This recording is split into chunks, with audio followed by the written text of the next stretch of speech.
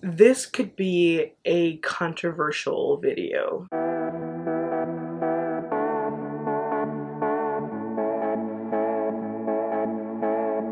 Hello everyone and welcome back to Friendeavor. I hope you're all having an amazing day. And as you can see from the title of this week's video, is hospitality dead? That is quite a statement, or quite a question I should say. I'd like to preface this video by saying I am not talking about anyone in particular. This is just kind of a thought that's been rattling around in my brain for the past couple months, and I'm going to address this, that there's two sides to this thought pattern, okay? I'm not siding with one over the other. There are two sides to this thought pattern. But let's take the controversial one first. Is hospitality dead? And hospitality is not the greatest turn of phrase for this, more like favors or doing someone a solid. That's more of the thought pattern behind it. Hospitality more has to do with like hosting and that kind of thing in the traditional sense, but that's not what I'm talking about.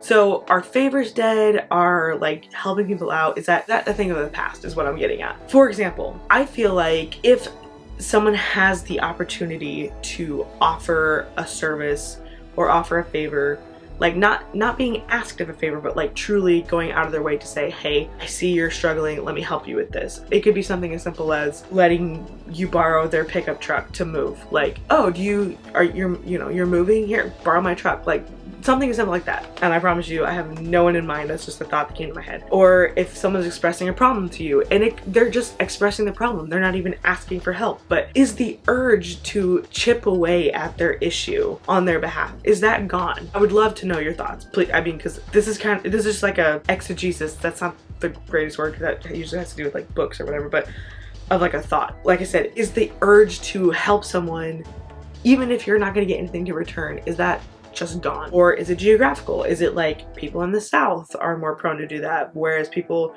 in the West Coast are not? That's the thought. The other side of that coin is that people can get taken advantage of so easily that they throw up walls to be like, okay, I'm just not gonna do anything unless it's expressly asked and I get something in return. You know what I mean? Like, hey, will you do this for me? I'll give you 20 bucks or whatever. Like, okay, I don't want to, but you know, at least I'm getting something out of it and I'm just not being taken advantage of. If that is the case and walls are being built frequently, then there's a deeper issue of people taking advantage. So where is the middle ground? What are some solutions to stopping the taking advantage of, but also recognizing that there's a need and just general friendship, general hospitality, general favors, that kind of thing? Because if I'm telling my friend an issue, first of all, I don't want there to be any expectation, like I just need a shoulder to cry on or something like that. Like that's just kind of the vibe that I'm going for.